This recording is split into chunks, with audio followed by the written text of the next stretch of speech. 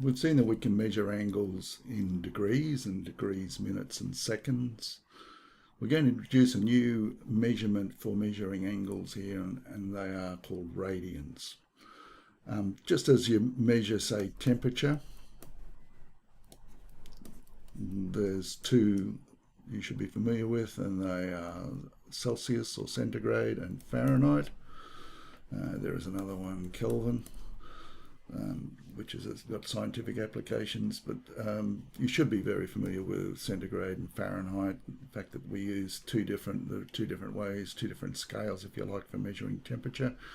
Well, when we're measuring angles, we've got degrees, minutes and seconds, and we've also got radians. And once again, we need to be able to work converting radians to degrees, minutes, seconds, and degrees to radians. So we'll work through that. If we think of a circle, and we've got the center there, and the circle has a radius of r, and we go along the circumference a distance, so it won't be a straight line, it'll be a curved distance of r, then this angle here, if we could measure that very accurately, that is 1 radian. So 1 radian is the angle that sits on a length of an arc of 1 radius. It is the angle that will be at the center. So here we're sitting on this arc length r. The angle at the center from there to there is 1 radian. Now, from your knowledge of triangles, if this was a straight line, instead of being around the circumference, we would have a triangle where all sides are the same length, and you know that all angles then are equal, and if they all add up to 180 and they've all got to be the same, well, each of them, so this would be 60 degrees. But if you like, we've actually squeezed those two sides in a bit closer, and that became an arc. So this angle of 1 radian is going to be slightly less than 60 degrees. In fact, it's 57.3 degrees is 1 radian. Okay, now, to be able to do the conversions from one to the other, we know that 2 pi, if you multiply this by 2 pi, you would do 1 complete revolution. 2 pi times this will give us 1 complete revolution, and from your knowledge of angles, 1 complete revolution is 360 degrees. So 2 pi radians equals 360 degrees. So if we divide both sides by 2 pi,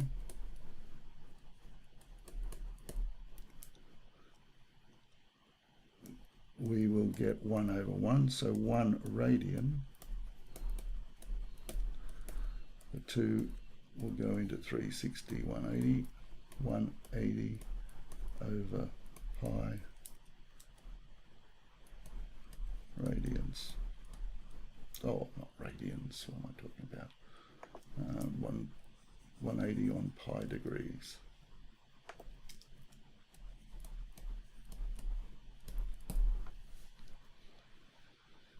And if we use our calculator and we put 180, divide by, and use the pi button, we'll get around about 57.3 degrees. If we multiply here both sides by pi,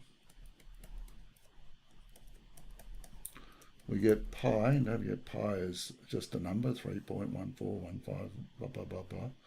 So we get pi radians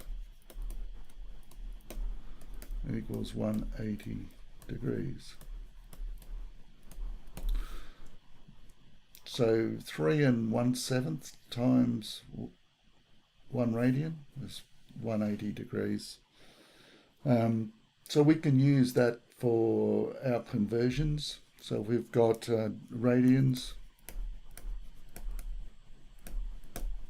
degrees, and we want to convert from radians to degrees. We multiply by 180 over pi. And if we want to convert from degrees to radians, we multiply by pi over 180.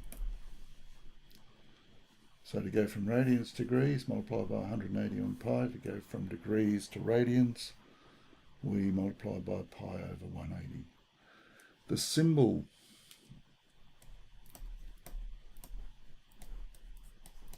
for radian, because it comes from the circle, and we know that 2 pi times 1 radian is 360, the symbol for a radian is a little c like that. So c stands for circular measure.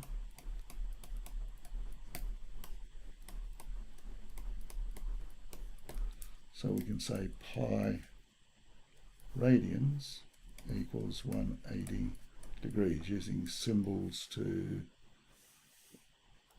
write that statement there. Instead of writing radian, we use the little c up there, so pi radians equals 180 degrees. So we'll come back and do some conversions next, but just to introduce what a radian is.